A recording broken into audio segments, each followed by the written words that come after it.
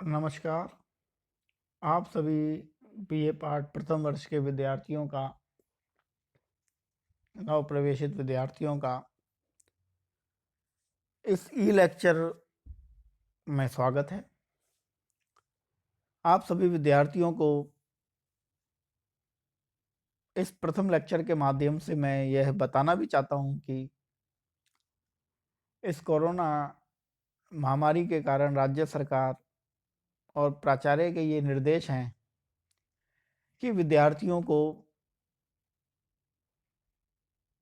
ई content के माध्यम से ऑनलाइन व्याख्यान दिए जाएं, ऑनलाइन टॉपिक्स पर चर्चा की जाए। इस क्रम में मैं आपका व्हाट्सएप ग्रुप बना चुका हूं। साथ ही मैंने इस व्हाट्सएप ग्रुप पर अपने जो दोनों प्रश्न पत्र हैं समाजशास्त्र विषय के, उनका जो पाठ्यक्रम है उसको भी मैंने आपको उपलब्ध करवा दिया है। चूंकि विद्यार्थियों की संख्या बीए प्रथम ईयर में, बीए प्रथम वर्ष में 400 से आसपास होती है और इस व्हाट्सएप ग्रुप में 256 ही विद्यार्थी रजिस्टर्ड हो सकते हैं। अतः मेरा ये प्रयास रहेगा कि सभी विद्यार्थियों तक यह सूचना पहुंचे, और अगर किन्हीं विद्यार्थियों को मैं इस व्हाट्सएप ग्रुप में नहीं भी जोड़ पाता तो भी आप सभी विद्यार्थी एक दूसरे की मदद कर दें। साथ ही जो कॉलेज का यूट्यूब चैनल का जो लिंक है उस पर भी मैं इन वीडियो को अपलोड कर देता हूं, जिससे आप लोग भी समय समय पर उस लिंक पर वो वीडियो देख सकें। अब समाजशास्त्र विषय के जो परिचय की जो शुरुआत आज हम करने जा रहे हैं, उस परिचय से पहले मैं आपसे के सम्मुख एक दो बातें और रखना चाहता हूँ। समाजशास्त्र विषय एक लोकप्रिय विषय है, रोजगारपरक विषय है। तकनीकी कारणों से या रुचि के अभाव में सीनियर सेकेंडरी लेवल पर यह विषय बहुत कम पढ़ाया जाता है, बहुत कम विद्यालयों में यह विषय पढ़ाया जाता है। और लगभग लगभग मेरा ये 10 वर्षों का अध्यापन का अनुभव भी रहा है कि कुछ ही विद्यार्थी ऐसे होते हैं कॉलेज लेवल पर जिनके पास सीनियर सेकेंडरी में समाजशास्त्र विषय रहा होता है। इसकी कई भ्रांतियां भी हैं। उदाहरण के लिए यह एक सरल विषय है, लड़कियों का विषय है। इसमें विवाह, परिवार एवं नातेदारी के अलावा और कुछ पढ़ाया नहीं जाता। ऐसा नहीं है विद्यार्थियों, यह एक अत्यंत रुचिकर विषय है। और जितने भी समाजशास्त्री हम पढ़ाते हैं, जितने भी सामाजिक विचारक हम पढ़ाते हैं, वह 80% पुरुष कैटेगरी से आते हैं। अतः यह कहना कि ये महिलाओं का विषय है अपने आप में गलत सिद्ध हो जाता है। दूसरा, एक सरल विषय है तो यह सरल विषय नहीं है, यह एक रोचक जटिल विषय है जो वास्तविकता के साथ जुड़ता है, समाज की वास्तविकता यथार्थ के साथ जुड़ता है। अतः एक जिज्ञासु विषय है। तीसरा, कि इस विषय में केवल और केवल हम विवाह, परिवार एवं नातेदारी को पढ़ते हैं तो संपूर्ण पाठ्यक्रम में इस विषय का विवाह, परिवार एवं नातेदारी केवल 5% भाग ही आते हैं। 95% भाग इस विषय की विषय वस्तु और कुछ होती है। अतः इस भ्रम को ना पालें और इस भ्रामकता को दूर करते हुए समाजशास्त्र को नए सिरे से समझें, पढ़ें, तो यह एक लाभकारी और रोजगारपरक विषय आपके लिए होगा। सर्वप्रथम हम समाजशास्त्र की परिभाषा, समाजशास्त्र की सामान्य चर्चा करेंगे। समाजशास्त्र, जैसा कि सभी को पता है, समाज का वैज्ञानिक अध्ययन करने वाला विषय है। अतः यह विज्ञान है, समाज का विज्ञान। इसके द्वारा हम सामाजिक जीवन, सामाजिक प्रघटनाओं, सामाजिक घटनाओं, सामाजिक समस्याओं का वैज्ञानिक अध्ययन करते हैं। अर्थात जो कुछ हमारे सामने घटित हो रहा है उसका अध्ययन करने वाला समाज विज्ञानों में केवल एक और एक विषय है, वह है समाजशास्त्र। दो व्यक्ति झगड़ा करते हैं, व्यक्ति आत्महत्या करता है, व्यक्ति किसी के प्रति समर्पण का भाव रखता है, निर्धनता, अशिक्षा, घरेलू हिंसा, कन्या भ्रूण हत्या, एड्स जैसी समस्याएं, कालाबाजारी, भ्रष्टाचार, करप्शन, विकास, प्रगति, प्रसार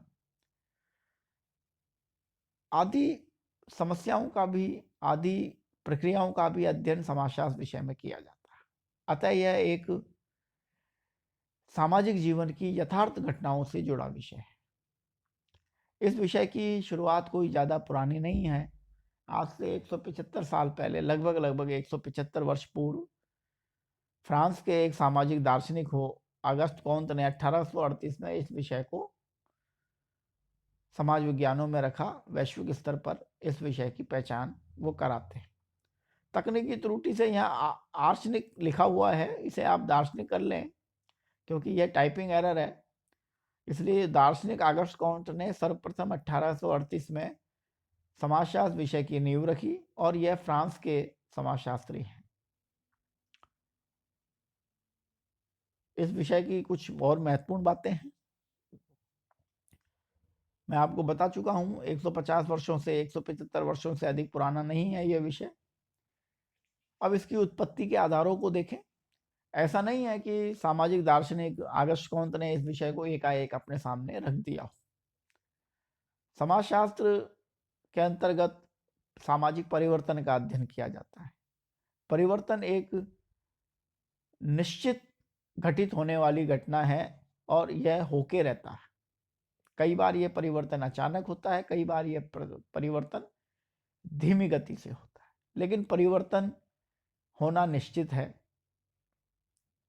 समाजशास्त्र की उत्पत्ति के पीछे भी यह सामाजिक परिवर्तन विशेष रूप से महत्वपूर्ण स्थान रखता है। समाजशास्त्र की उत्पत्ति के जो महत्वपूर्ण जो दो कारक हैं, उसके अंतर्गत सबसे पहला है फ्रांस की राज्य क्रांति, जो 1789 में स्वतंत्रता, समानता एवं बंधुत्व के लिए की गई। और दूसरा कारण है औद्योगिक क्रांति, जो कोयले के आविष्कार से अस्तित्व में आती। अब प्रश्न ये उठता है कि फ्रांस की राज्य क्रांति और औद्योगिक क्रांति ने समाजशास्त्र की उत्पत्ति के क्या आधार बनाते हैं। सबसे पहले हम देखें फ्रांस की राज्य क्रांति।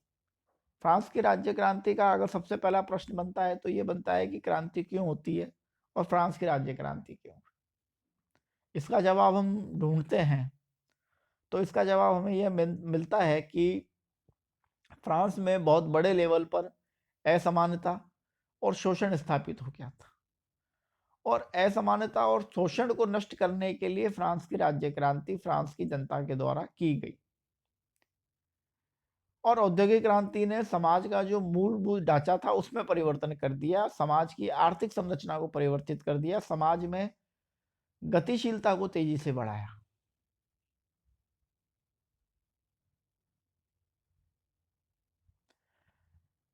अब जब समाज में परिवर्तन तेज गति से आया, मुद्रा व्यवस्था आई, औद्योगिक क्रांति से उत्पादन तेजी से हुआ, अधिशेष मतलब बहुत बड़े पैमाने पर उत्पादन जब किया गया तो उसके वितरण संबंधी समस्या आई, लागत लाभ की बात देखी जाने लगी, तो समाज में एक तेजी से सामाजिक आर्थिक परिवर्तन आया और समाज में असमानता तेजी से बढ़ी।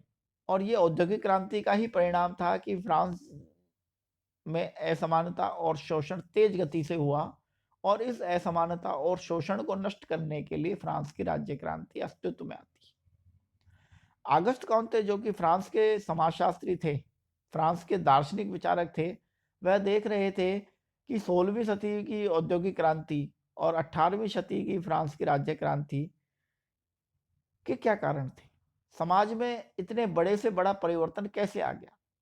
और इन परिवर्तनों को अध्ययन करने के लिए क्या मैं इतिहास विषय को काम में लूँ, क्या मैं राजनीति शास्त्र विषय को काम में लूँ, क्या मैं दर्शन शास्त्र विषय को काम में लूँ, क्या मैं मनोविज्ञान विषय को काम में लूँ, मैं कौन सा विषय काम में लूँ।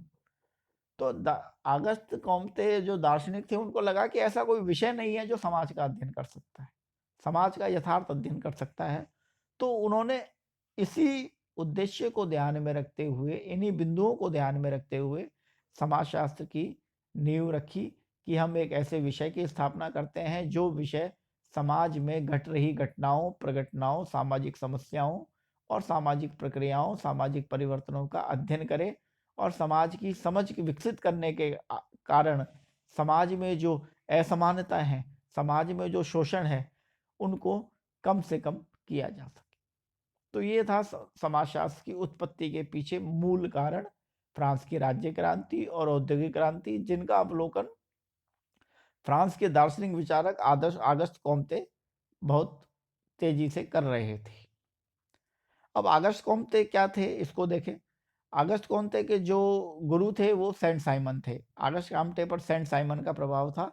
सेंट साइमन और पर मार्क्स और हीगल का प्रभाव था और हीगल पर एडम फर्ग्यूसन का प्रभाव था। समाजशास्त्र में ये एक बड़ी विचित्र बातें हैं कि इसमें विचारक बहुत हैं और इन विचारकों के नाम, इनकी द्वारा लिखी गई पुस्तकों को हमें याद करना होता है।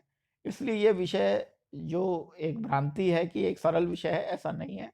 यह एक रुचिकर विषय है, थोड़ा कठिन विषय है। इसको पढ़ना पड़ता है तो ये जब एक बार समझ में आने लगता है तो बहुत सरल विषय हो जाता है।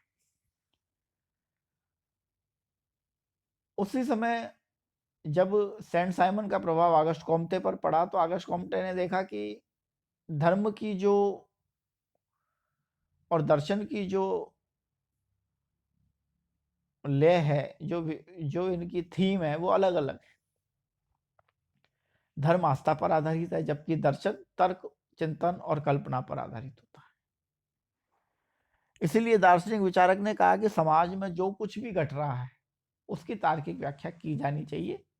इसलिए समाजशास्त्र एक विषय के रूप में स्थापित 18वीं सदी में होता है। अब समाजशास्त्र की अर्थ को लेते हैं। अर्थ को हम इसके शब्दों में ढूंढते हैं। समाजशास्त्र दो शब्दों से मिलकर बना है, लैटिन और ग्रीक। लैटिन शब्द जो है वह है सोशियस और लोगस जो है वो एक ग्रीक शब्द है। सोशियस का अर्थ होता है सहचर से, साथ साथ रहने से, जबकि लोगस का अर्थ होता है शास्त्र या विज्ञान से, अर्थात साथ साथ रहने वाले लोगों का विज्ञान समाजशास्त्र है। और एक समाजशास्त्री जॉन स्टुअर्ट मिल हुए, उन्होंने कहा कि इसका नाम सोशियोलॉजी के स्थान पर इथोलॉजी करना चाहिए क्योंकि ये नीति शास्त्र की बात करता है। साथ ही सोशियोलॉजी दो भिन्न भाषाओं से बना हुआ शब्द है, दो भिन्न भाषाओं की अवैध संतान जॉन स्टुअर्ट मिल मानते थे। इसलिए उन्होंने कहा कि ज्यादा अच्छा शब्द जो है वो है इथोलॉजी, नीति शास्त्र रहा। इसके पश्चात अब कुछ समाजशास्त्र की कुछ परिभाषाएं मैं आपके सामने रखूंगा, क्योंकि आज मैं ज़्यादा बड़ा लेक्चर नहीं रखना चाहता, क्योंकि आपका प्रारंभिक लेक्चर है, पहले आपने इसे पढ़ा नहीं है, शुरुआत में है, इसलिए थोड़ा इसको सरल रूप में रखेंगे। तो समाजशास्त्र की जो किताबें हैं उसमें समाजशास्त्र की परिभाषाओं को लेके कई भ्रामकताएं हैं। आप किताब खोलेंगे, उसमें आपको 8-10 परिभाषाएं विभिन्न विद्वानों की मिलेंगी। आपकी सुविधा के दृष्टिकोण से मैंने 3 विद्वानों के नाम लिए और उनकी परिभाषाएं आपके सामने रखता हूँ। पहला है वार्ड। वो कहते हैं समाजशास्त्र समाज का विज्ञान है, बहुत सरल रूप से कहते हैं। समाजशास्त्र मतलब समाज का विज्ञान। दूसरे हैं गिडेंस। वो कहते हैं समाजशास्त्र समाज का वैज्ञानिक अध्ययन है। यह भी बहुत सरल परिभाषा है। समाज का विज्ञान वार्ड, समाज का वैज्ञानिक अध्ययन गिडेंस। इसके पश्चात जो एक थोड़ी सी कठिन परिभाषा है, लेकिन दोनों वार्ड और गिडेंस की परिभाषा का परिष्कृत रूप है, वह है सोरोकिन की परिभाषा।